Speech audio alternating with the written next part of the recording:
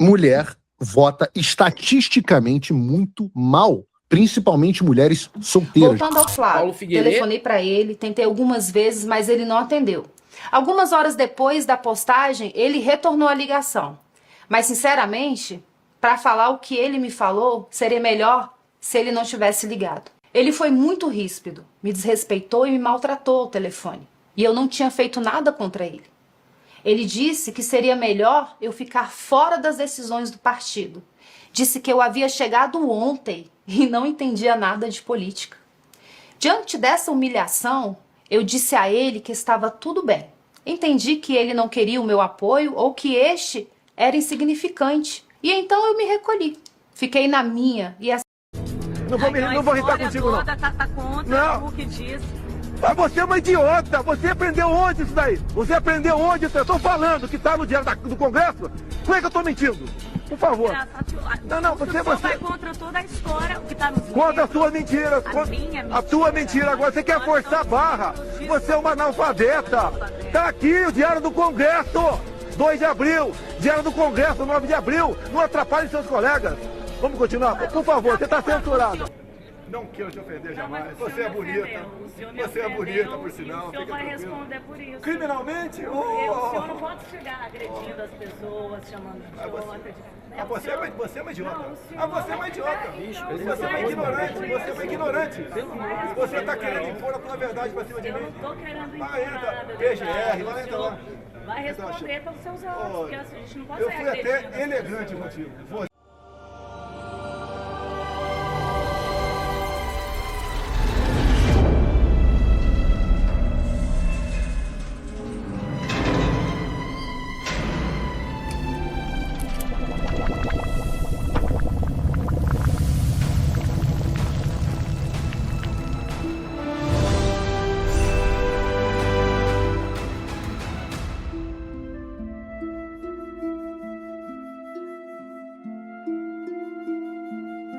Você já parou para pensar que houve um tempo em que mais da metade da população era proibida de escolher quem governava o país?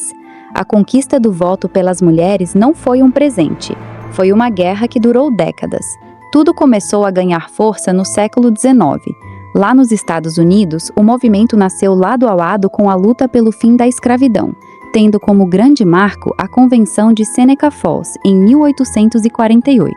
Mas o primeiro lugar do mundo a garantir o voto feminino de verdade foi a Nova Zelândia, em 1893. Logo depois, em 1906, a Finlândia fez o mesmo na Europa. Mas a história também tem capítulos duros. No Reino Unido, cansadas de promessas políticas que não davam em nada, as sufragistas lideradas por Emmeline Pankhurst adotaram o lema Ações, não palavras. Elas foram presas, fizeram greves de fome e quebraram vidraças para chamar a atenção do parlamento, que finalmente cedeu o voto em etapas a partir de 1918. Pouco depois, em 1920, as mulheres americanas também conquistaram esse direito. Aqui no Brasil, a luta também foi longa e teve rostos marcantes. Mulheres como Leolinda Daltro, que fundou o Partido Republicano Feminino em 1910, e Berta Lutz, à frente da Federação Brasileira pelo Progresso Feminino, passaram anos pressionando o governo. Depois de muita resistência e de alguns votos isolados pelo país, a grande vitória nacional veio no Código Eleitoral de 1932, sob o governo Vargas, sendo consolidada de vez na Constituição de 1934. E por que é importante lembrar disso hoje? Porque a gente precisa conversar aqui de forma bem clara e sem enrolação, de você para mim. Recentemente, o comentarista Paulo Figueiredo, que é um bolsonarista assumido, neto do último presidente militar do Brasil e apoiador ferrenho dessa ala política, disse abertamente em uma transmissão que as mulheres não têm capacidade de votar, que elas não saberiam escolher seus candidatos. Olha o nível a que a gente chegou. E se você acha que isso é um caso isolado, não é. Outros grupos políticos que pagam de modernos, como o pessoal do MBL, vira e mexe vem com um papo parecido, dizendo que quem recebe Bolsa Família, e a grande maioria dessas pessoas são mulheres e mães de família, deveria ter um voto que vale menos do que o voto de quem tem dinheiro. No fundo, o que eles estão dizendo é que se você é mulher ou se você é pobre, você não deveria ter o mesmo direito de decidir o futuro do país. A grande verdade é que a gente precisa fazer uma autocrítica aqui. No passado, quando o ex-presidente Jair Bolsonaro ainda era deputado, ele cansou de falar barbaridades machistas, homofóbicas e preconceituosas. O que o povo brasileiro fez na época, muita gente ignorou. Achou que era só o jeitão dele, que ele era o sincerão, o tiozão da festa que fala o que pensa sem filtro. A gente normalizou o absurdo, achando que era só brincadeira. E qual foi o resultado de passar pano para aquele tipo de discurso? O resultado é que hoje a porteira abriu. Ficou bonito ser preconceituoso na internet. Figuras como o Paulo Figueiredo agora se sentem no direito de olhar para sua mãe, para sua esposa, para sua filha ou para a mulher que rala todo dia para sustentar a casa com o Bolsa Família e dizer na cara delas que elas são incapazes e que o cérebro delas não serve para a política. E aqui vale a gente fazer uma pausa para pensar juntos. Hoje em dia, a palavra fascista virou um xingamento tão comum na internet que acabou perdendo peso. Muita gente usa para qualquer coisa e o termo ficou desgastado. Mas a gente precisa começar a colocar as rédeas na história e dar o nome certo às coisas. Quando figuras como Paulo Figueiredo dizem que mulheres não sabem votar, ou quando grupos como o MBL defendem que o voto do pobre deveria valer menos, o que é isso senão esse fascismo estrutural e orgânico que nasce de dentro deles? Fascismo não é só uma farda antiga de livro de história. É a mentalidade de achar que um grupo de pessoas é superior aos outros e que por isso tem o direito de calar, diminuir ou tirar os direitos de quem eles consideram inferiores. Ao normalizarmos essas falas, estamos deixando que esse pensamento volte a ditar as regras. Não se trata de uma discussão boba de internet. Trata-se de enquadrar essas atitudes exatamente no que elas representam: um ataque direto à nossa liberdade e à nossa dignidade. As mulheres e as pessoas mais humildes não votam sem pensar. Elas votam pensando na comida que vai na mesa, na escola dos filhos, na saúde e na sobrevivência. Isso é ter muito mais noção da realidade do que esse pessoal que vive em condomínio fechado destilando ódio na internet. Não vamos cometer o mesmo erro de antes de achar que é só opinião. Quando alguém diz que o seu voto ou o voto de quem você ama vale menos, essa pessoa está atacando a sua existência, e contra isso a gente não pode se calar. Para a gente entender como esse preconceito se manifesta na prática, vale a pena olhar para o histórico político do Brasil. Desde a época em que era deputado federal, Jair Bolsonaro se envolveu em diversos episódios de agressividade contra profissionais da imprensa. A função principal de um repórter é questionar, provocar e trazer dúvidas à tona, mesmo que essas perguntas gerem incômodo. É o papel do jornalismo em uma democracia. No entanto, diante de questionamentos legítimos feitos por repórteres mulheres, a reação do então deputado, que mais tarde se repetiu na presidência, era frequentemente ríspida, autoritária e grosseira. Ele partia para a ofensa pessoal, tentava intimidar e agia com uma violência verbal desproporcional. Essa postura revela exatamente a engrenagem da misoginia que estamos debatendo. O agressor cresce e fala grosso porque calcula que, ali, aquela mulher representa um alvo mais fácil e não vai oferecer uma resistência que o ameace. O comportamento muda completamente quando o confronto é com um homem em posição de poder. O Brasil inteiro viu que, diante do ministro Alexandre de Moraes no Supremo Tribunal Federal, toda aquela valentia de palco sumiu e deu lugar a recuos e piadinhas sem graça.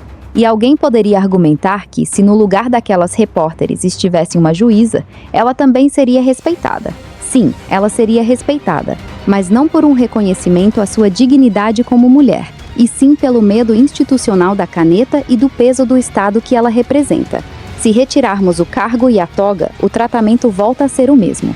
Além disso, precisamos encarar outra realidade desconfortável. A misoginia não é exclusividade dos homens. Uma mulher também pode ser profundamente misógina contra outra mulher. Como a nossa sociedade foi moldada por séculos de machismo estrutural, esse preconceito muitas vezes é internalizado.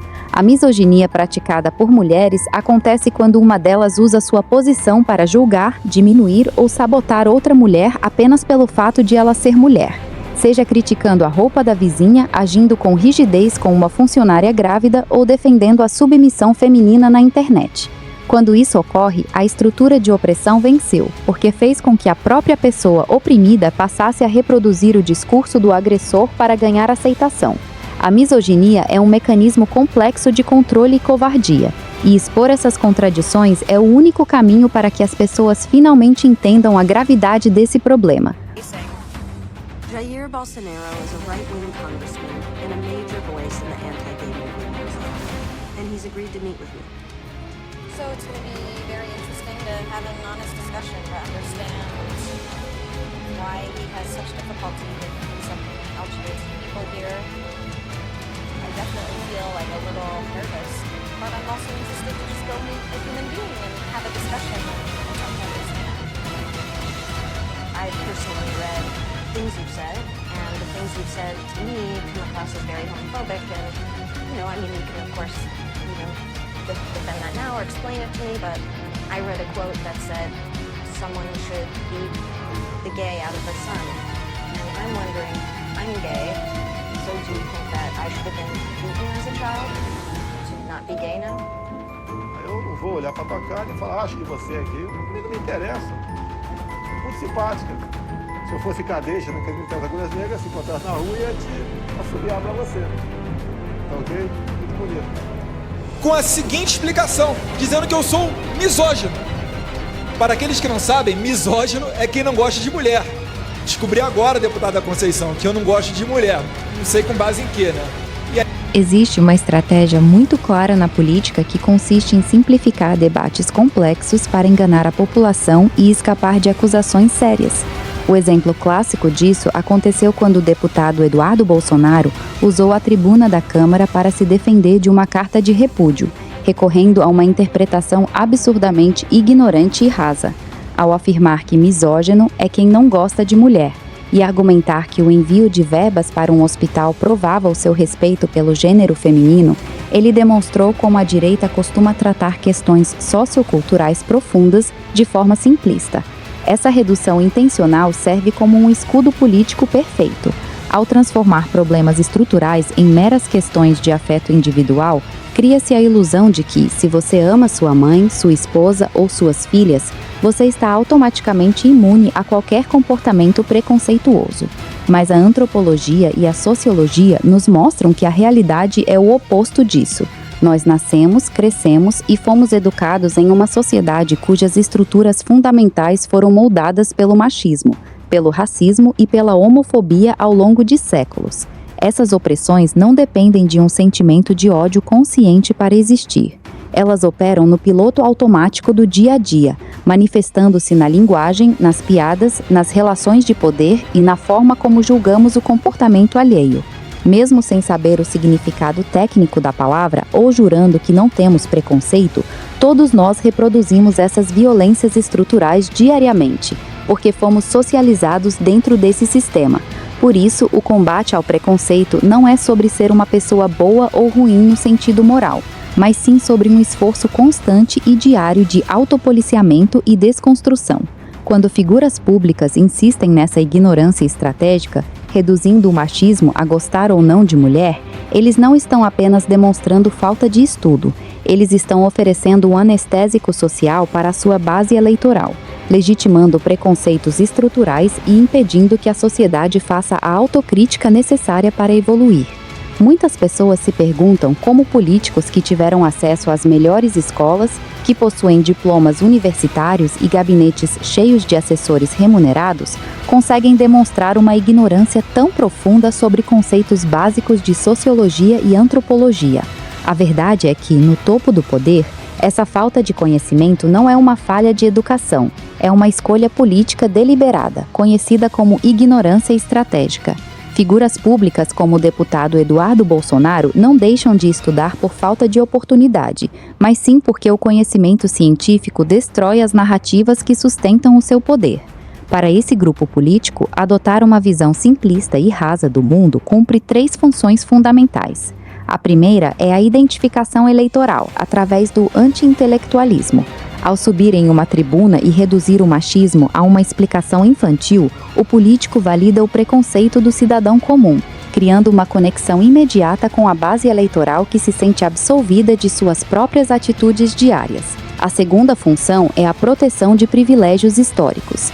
Se a direita admitir que o machismo, o racismo e a homofobia são problemas estruturais, ela será obrigada a reconhecer que a nossa sociedade é profundamente desigual e que o Estado precisa intervir com políticas públicas de reparação e proteção. Ao insistir que tudo se resume ao caráter individual ou à meritocracia, eles justificam a omissão do governo e a manutenção do status quo. Por fim, essa ignorância serve para alimentar a chamada guerra cultural. Ao rejeitar os estudos acadêmicos e carimbar a ciência social como ideologia de esquerda, o político transforma um debate técnico e sério em uma batalha religiosa do bem contra o mal. Professores e cientistas passam a ser tratados como inimigos da família, e o parlamentar se promove como o herói que enfrenta o sistema. Portanto, quando testemunhamos discursos absurdos vindos de autoridades públicas, não devemos cometer o erro de achar que faltou estudo. Ali, o que vemos é o uso cirúrgico da desinformação como ferramenta de controle, poder e manutenção de votos. Pregaria com meu salário. Mas tem muita mulher que é competente. Eu acho que essa é igual. Tem muita mulher que é muito mais. A senhora que promove essa violência. É, a senhora promove, sim. Grava aí que eu sou estuprador agora. Olha, jamais ia estuprar você que você não merece. Olha, eu espero que não. É esse o papo? Eu te dou outra. Dá que eu te dou outra. Dá que eu te dou outra. Dá que eu te dou outra. Dá que eu te dou outra. Dá que eu te dou outra. Mas o que é isso? Você me chamou de estuprador? Você me chamou de estuprador? Você foi imoral. Vagabunda? O que é isso aqui? O que é isso aqui? O que é isso aqui? Desequilibrado. Uma das demonstrações mais claras de como a nossa sociedade adoeceu do ponto de vista moral e ético é a tentativa de justificar a violência verbal e a misoginia com base na cor partidária da vítima. Na época em que o ex-presidente agrediu a deputada Maria do Rosário no Congresso, afirmando que só não a estuprava porque ela não merecia e a chamando de vagabunda, uma parcela da população correu para defendê-lo. O argumento dessa gente era inacreditável. Diziam que ele estava apenas se defendendo, que ele era um político autêntico, que falava a verdade e que a parlamentar merecia aquele tratamento porque era de esquerda e defendia um governo adversário. Essa reação revela um sintoma grave de degradação social, onde o adversário político deixa de ser visto como um cidadão com ideias divergentes e passa a ser tratado como um inimigo desprovido de dignidade humana. Nessa lógica perversa e doentia, se uma mulher pertence ao campo da esquerda, ela automaticamente perde o direito ao respeito básico, podendo ser humilhada, ridicularizada e ameaçada com a insinuação de que o estupro é uma espécie de prêmio do qual ela não seria merecedora, por ser feia ou ter um lado político. Nós precisamos parar e refletir sobre o perigo de condicionar os direitos fundamentais de um ser humano à sua ideologia. Quando uma pessoa valida a violência, o assédio ou a misoginia só porque a vítima é do partido oposto, ela não está fazendo política. Ela está destruindo a própria base moral da sociedade. O respeito à dignidade das mulheres não pode ter lado, não pode ter partido e não pode depender de quem está no poder. Se a violência e o desrespeito passam a ser aceitos sob o pretexto da autenticidade ou do combate ideológico, a gente não está avançando como nação, mas sim legitimando a barbárie e aceitando que o ódio cego ocupe o lugar da civilidade.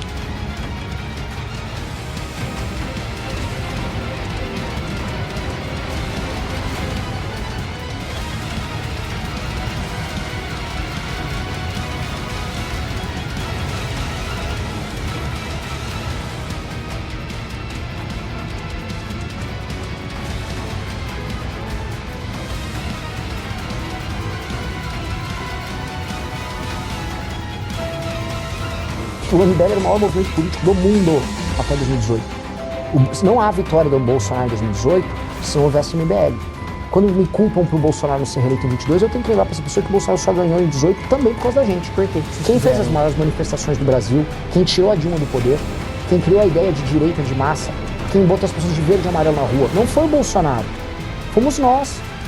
Fomos nós. Quem organizou aquelas manifestações, quem articulou pela queda da Dilma, fomos nós. Quando que o CBF vira símbolo do Bolsonaro? Primeiro vem as manifestações, tá? Começa a usar verde e amarelo. Ele assume isso pra ele, e aí quando essas manifestações que nós tocávamos passaram a ser tocadas por ele, toda aquela massa de verde e amarelo vai pra ele. Correu o risco E aí Peço que você fica... se inscreva no nosso canal, youtube.com.br, compartilhe esse vídeo com seus amigos, deixa aí o seu like, se inscreva e também clica no sininho para receber as notificações. Pessoal, tá se formando um segundo turno entre Haddad e Bolsonaro e vocês podem ter certeza que eu, no eventual segundo turno, vou apoiar o Bolsonaro, mesmo porque não dá pra gente correr o risco de virar uma nova Venezuela, não dá pra gente correr o risco de continuar com os governos petistas que durante tanto tempo submeteram o legislativo ao executivo, tentaram implementar uma ditadura aparelhando o exército, aparelhando o judiciário, aparelhando o Ministério Público, aparelhando todas as instituições e que agora vem com um discurso mais radical do que nunca, de prender jornalista e etc. Estão espalhando por aí um... Em 2018, o anúncio da vitória de Jair Bolsonaro nas urnas marcou uma guinada histórica na política brasileira. Mas para entender como o país chegou até aquele momento, precisamos analisar a engrenagem que viabilizou essa eleição. E é exatamente aí que o movimento Brasil Livre se encaixa. Mas por que falar de misoginia e colocar a eleição de Bolsonaro no centro desse debate? A resposta é simples. Para evidenciar como um candidato com um histórico público e explícito de falas machistas e violentas conseguiu chegar ao topo do poder, contando com o apoio decisivo daquele que se autodeclarava o maior grupo político do país na época, o MBL. É preciso compreender que a misoginia que permitiu a ascensão daquele governo não operava de forma isolada, mas sim de maneira estrutural. Para o eleitor comum, tomado por uma profunda revolta contra o sistema e frustrado com a perda da esperança de melhoria de vida acumulada nos anos anteriores, as declarações absurdas e agressivas de Bolsonaro não eram lidas como um preconceito inaceitável. Na cabeça de uma população imersa em um machismo velado e naturalizado, essa agressividade era vista como uma suposta autenticidade, uma extrapolação legítima da raiva acumulada contra a política tradicional. No entanto, a escolha do MBL foi de uma natureza completamente diferente. O MBL não era composto por eleitores ingênuos ou desinformados. Trata-se de um grupo articulado, com quadros estudados e formadores de opinião que conheciam em detalhes todo o histórico de falas violentas e abertamente misóginas do candidato. Mesmo sabendo de tudo isso, o MBL abraçou a campanha de Bolsonaro no segundo turno com todas as forças. O grupo tenta vender a narrativa conveniente de que esse apoio foi um ato de desespero para evitar que o Brasil virasse uma Venezuela. Mas uma análise séria mostra que isso não passou de um cálculo frio de conveniência política. O MBL sabia da dificuldade que teria para chegar ao poder executivo por conta própria. Por isso, enxergou em Bolsonaro o veículo perfeito para alcançar o poder central, nutrindo a fé de que um governo de extrema-direita iria pautar e executar a agenda ultraliberal que o movimento defendia. Para engajar a população, o MBL instrumentalizou a tática do pânico moral, uma estratégia histórica usada na ascensão de regimes autoritários, espalhando o terrorismo eleitoral de que o país iria desmoronar. Qualquer analista entende que o Brasil só enfrentaria um isolamento e um colapso no estilo venezuelano se sofresse sanções internacionais decorrentes de um golpe de Estado. E a ironia da história é que a tentativa real de ruptura democrática veio exatamente do candidato que eles ajudaram a eleger. O ponto mais revelador dessa aliança está no silêncio e na conivência do MBL com a misoginia. Antes de 2018, você não encontra um único pronunciamento, nota oficial ou vídeo do movimento rechaçando os ataques machistas e a conduta de Bolsonaro contra parlamentares e jornalistas. Esse silêncio provou que a misoginia nunca foi uma linha vermelha para o MBL. O grupo não se incomodava com o machismo de Bolsonaro porque em seus bastidores sempre operou sob a mesma estrutura. O que vimos nos anos seguintes, com episódios de ataques rasteiros contra ex-integrantes mulheres, o uso instrumental de pautas femininas para atrair jovens e o vazamento de áudios expondo lideranças com falas abomináveis sobre a vulnerabilidade feminina, só confirmou aquilo que o silêncio de 2018 já anunciava. Essa mesma facilidade em utilizar o machismo como ferramenta de poder já havia sido testada na própria origem do MBL, durante o impeachment de Dilma Rousseff, onde a assimetria de gênero facilitou a destituição de uma liderança feminina sob um julgamento moral que governantes homens jamais enfrentaram. Ao inflamar a misoginia no impeachment e, mais tarde, passar pano para o machismo escancarado do bolsonarismo em nome do poder, O MBL provou que a sua fachada de nova política sempre serviu para mascarar o mesmo pragmatismo, o mesmo autoritarismo e o mesmo desprezo pela dignidade humana. Nós, democraticamente, decidimos que vamos caminhar até do bar violenta.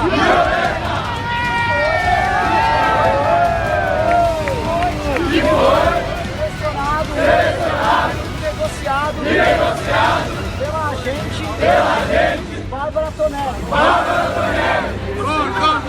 Se não formos permitidos de entrar, a Bárbara será estuprada.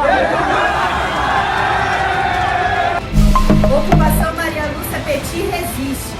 Venho chamar todos aqueles trabalhadores e trabalhadoras que lutam pelo fim da violência contra a mulher a vir agora, de noite, na nossa ocupação, que mais uma vez estávamos aqui seguindo a rotina, a programação da nossa ocupação, do nosso primeiro dia de inauguração da nossa casa de referência Maria Lúcia Petit, com um samba acontecendo, quando o MBL veio atacar, mexer com as companheiras da ocupação, arrancaram nossas faixas, pegaram nossa bandeira, violentaram nossas companheiras, e a gente tem prova porque a gente não abaixou a cabeça, mas veio aqui chamar todos aqueles e aquelas que defendem a vida das mulheres a estarem aqui na Assembleia às 7 horas da noite, construindo essa ocupação que tem... O quê? Vai fazer o quê?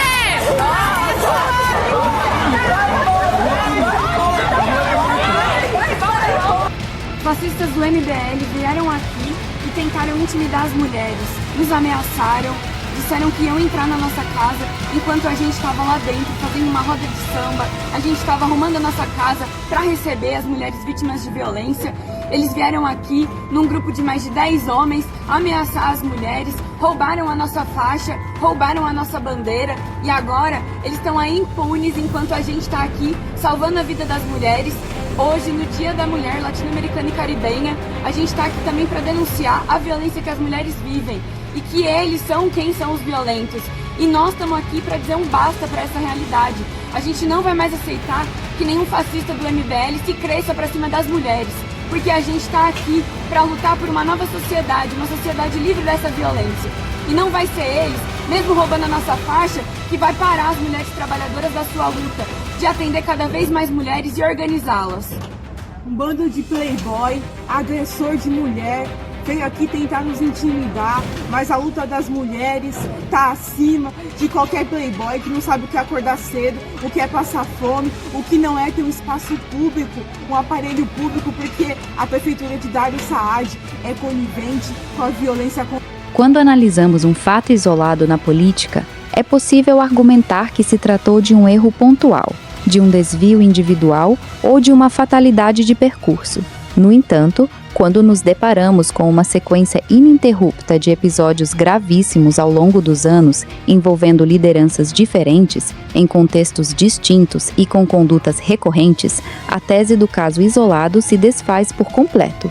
A reunião de denúncias, vazamentos, escândalos e decisões judiciais que cercam o movimento Brasil Livre evidencia que a misoginia não é um acidente na história do grupo, mas sim o seu próprio modus operandi e a sua engrenagem central de funcionamento. O padrão é explícito e se manifesta em todas as instâncias do movimento. Ele está na ação truculenta de militantes nas ruas que invadem e intimidam coletivos de mulheres em espaços de acolhimento social, como ocorreu em Campinas. Ele está na linguagem privada e na postura do seu principal fundador e articulador político, exposta em denúncias sobre vocabulário pejorativo e desumanizador contra mulheres, validada inclusive pela recusa da justiça em apagar os registros do debate público. Ele está escancarado nos áudios de lideranças de projeção nacional, desde as declarações abomináveis sobre mulheres vulneráveis na Ucrânia até o vazamento de conversas que expõem a indução e a pressão ao aborto no âmbito privado por parte de quem constrói capital político pregando a pauta conservadora nos palanques. Ele está ainda no silenciamento e no assédio promovidos pela cúpula contra as próprias militantes do movimento que ousaram contestar essa cultura interna. Essa montanha de evidências conecta-se diretamente à postura pragmática que o MBL sempre adotou. Quando o movimento apoiou e passou pano para as declarações violentas de Jair Bolsonaro no passado, a justificativa apresentada era o pragmatismo político. Mas a verdade é que a misoginia do ex-presidente nunca foi uma linha vermelha ou um obstáculo moral para o MBL, porque o grupo enxergava naquela conduta o seu próprio comportamento. A conveniência em tolerar o machismo das alianças eleitorais é a mesma conveniência que orienta a sua prática cotidiana. Portanto, não estamos lidando com deslizes esporádicos de figuras secundárias. Estamos diante de uma trajetória coerente, articulada e continuada. A misoginia no MBL não é uma falha no sistema. Ela é o sistema. Trata-se de uma linha estrutural que une a agressão verbal nas redes, a intimidação física nas ruas, o controle sobre os corpos no privado e o cinismo na política institucional, provando que a promessa de renovação do movimento nunca passou de uma fachada decorativa para mascarar o que há de mais atrasado, hipócrita e autoritário no exercício do poder. Menina, olha só. Ele é casado. Ela deu em cima de... Ela deu em cima de... Depois eu te mostro as mensagens que ela mandava para mim. Tá? Que não faz que foi quando eu fui atrás do Piauí pra saber o que tava acontecendo. Tá, então deixa eu entender. Você é o engenheiro Léo. Aí, de repente, entra uma gótica no MBL e ela decide dar em cima do engenheiro Léo. Ao invés dele pensar, pô, eu devo ser do caralho, ele vai falar com o Piauí pra saber o que tá acontecendo e se encaixa. Então a Mabel fez o tweet do gordo. Aí o engenheiro Léo surgiu no Twitter dele e escreveu o seguinte: regra de Tanzanita. Não seja um gado incel tão burro a ponto de financiar equipamento de puta. Por que ele escreveu isso? Porque a Mabel abriu uma vaquinha online pedindo para as pessoas doarem dinheiro para ela comprar equipamentos pro novo estúdio dela. Cinema. Entendeu? Ficou mais direto. Ficou pá. Tá.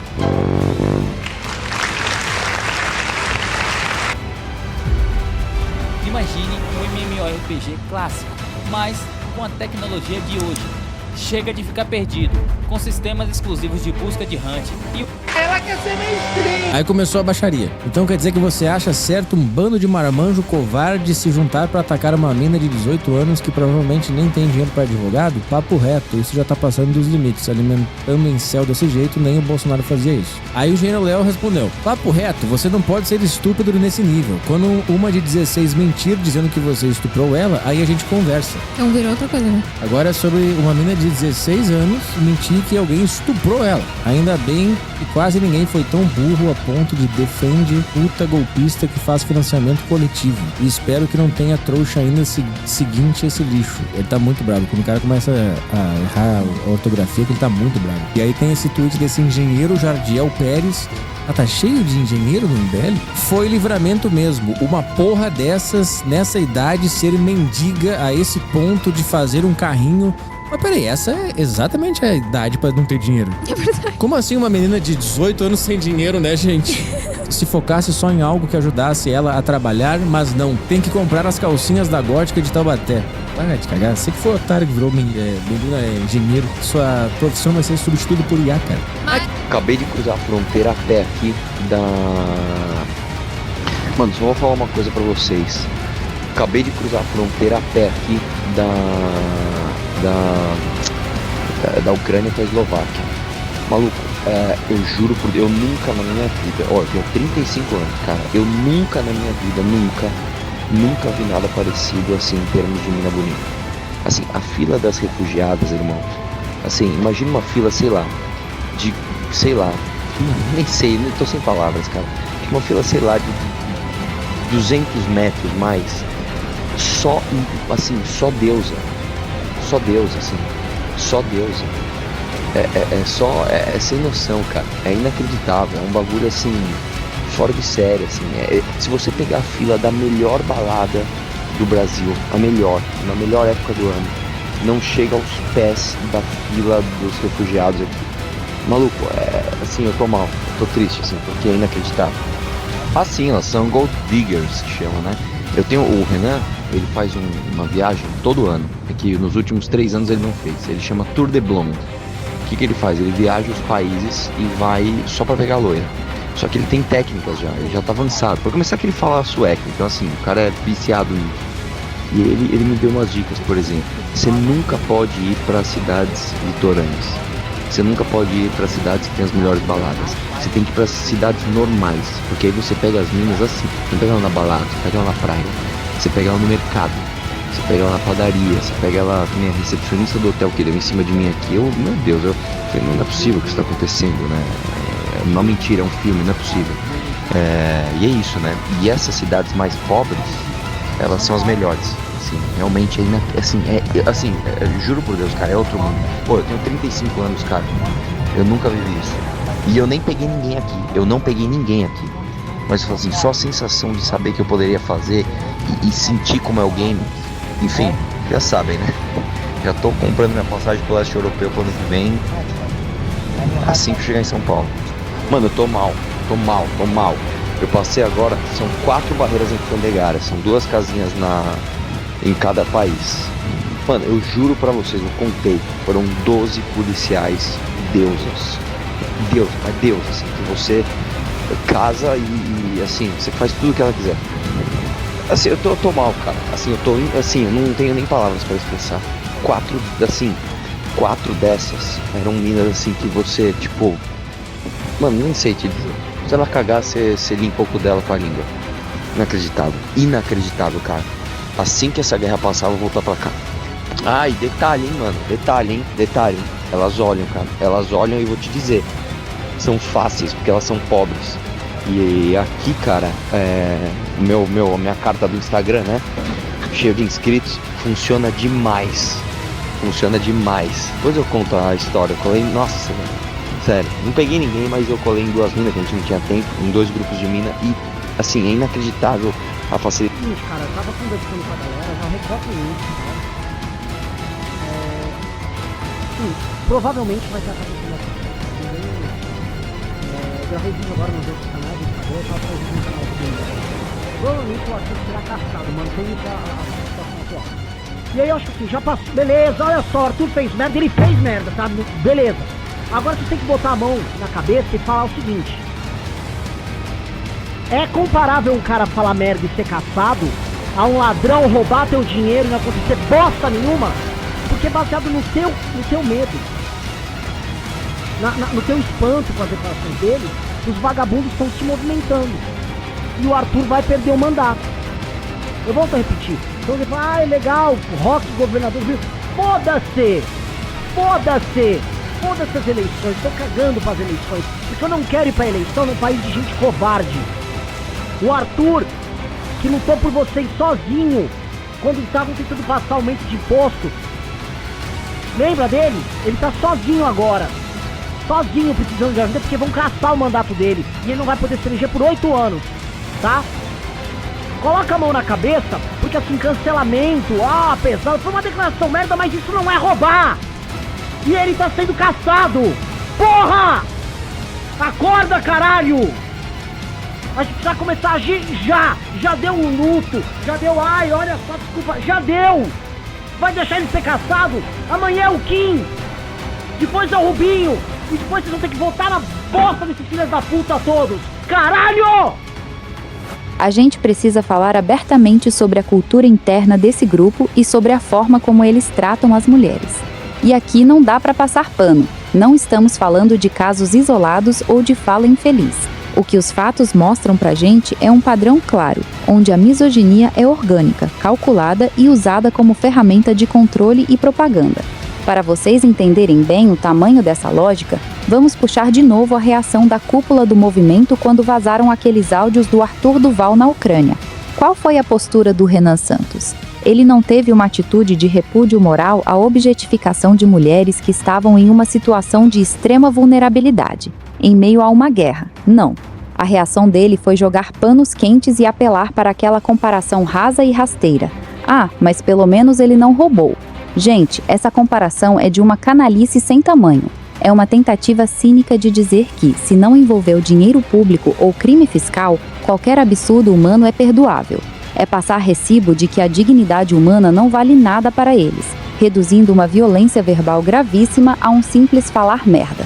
E esse padrão de desqualificar e atacar mulheres fica ainda mais escancarado quando alguma integrante resolve sair do grupo ou agir com independência.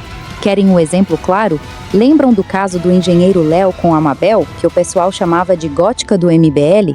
Quando ela decidiu sair do movimento e começou a fazer o caminho dela, abrindo uma vaquinha no próprio canal para tocar os projetos dela, qual foi a atitude? Em vez de respeitarem a escolha, o engenheiro Léo foi para a internet xingar a garota com ofensas pesadíssimas. E para tentar queimar o filme dela de vez, ainda meteu aquela desculpa clássica de homem vaidoso e frustrado. Acusou a garota de 18 anos de estar dando em cima dele. E qual era a verdade da história, que ela inclusive provou?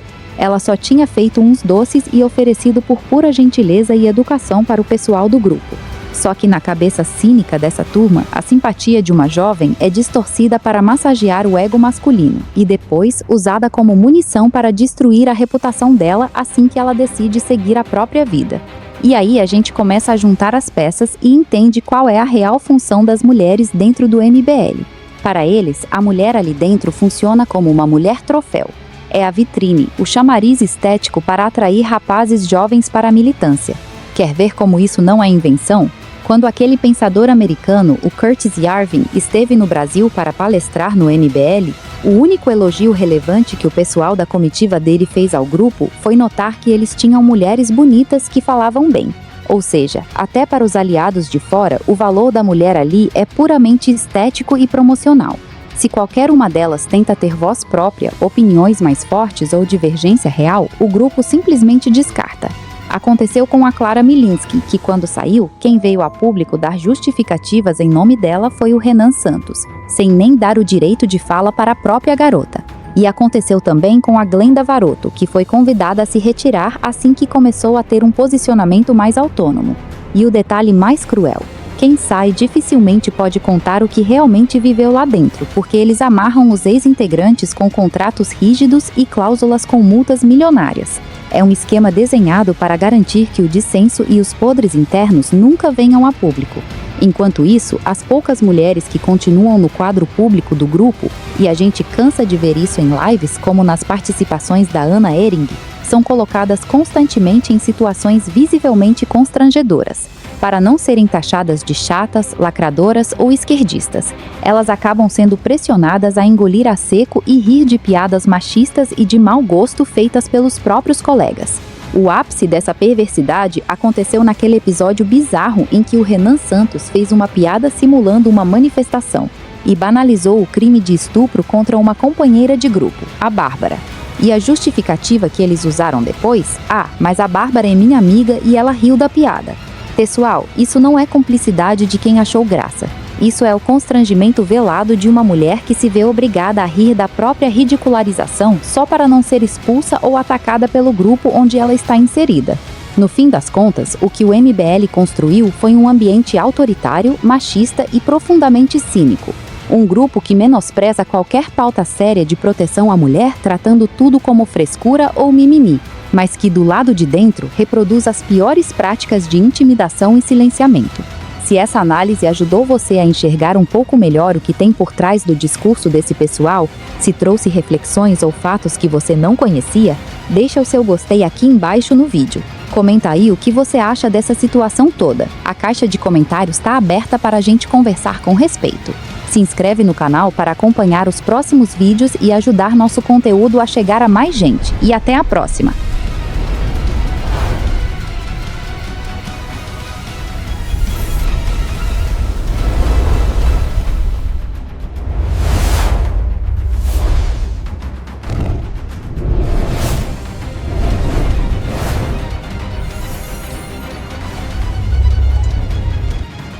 Mas, pô, pelo amor de Deus, primeiro que todo o conteúdo de rede social criado sobre isso, eu falo com autoridade, é para desestimular as pessoas a fazerem isso. Muitas vezes com exagero. O segundo ponto é que a gente está em 2024, né? Pelo amor de Deus. Terceiro ponto, em 2024 tem muita modernidade. Terceiro ponto é que todas as problemáticas que tem sobre isso são em coisas absolutamente clandestinas, mal feitas, às vezes periferia, ou país periférico, o que mas tem, por conta da questão da moeda, então tipo, vai na Bolívia, vai na, sei lá, Argentina mesmo. No Brasil, em São Paulo, em bairro de elite, é muito raro acontecer algum problema, porque qualquer problema que der, primeiro que sairia na imprensa, e logo o local ia fechar com velocidade, e esses locais são caros. E a gente não vê isso saindo na imprensa, porque não acontece. O método de hoje em dia, tá ligado? Não é um método invasivo, eu já falei pra você, praticamente uma sucção, ou seja, não tem sangue, não é algo invasivo, demora de 20 a 25 minutos, é feito nos jardins com um especialista na área. É caríssimo, mas mano, não tem o menor risco de acontecer qualquer outra coisa, porque não envolve o método invasivo, é algo absolutamente limpo, né, em todos os quesitos, assim, é muito profissional o case que eu falei. Então, tipo, eu não consigo entender nenhum motivo para não fazer desse método. Agora, os outros métodos, os métodos invasivos, os fora do Brasil, o que envolve remédio também, acho que são métodos mais perigosos, mas ainda assim, acredito que super seguro. A taxa de dar problema é muito baixa. Agora, esse método, que é sem ser um método invasivo, que demora de 20 a 25 minutos, uma clínica de elite na cidade de São Paulo, esse eu não consigo, de verdade, não consigo ver motivos para não fazer. Entendo o medo, agora, o medo nesse método, para mim, não faz sentido.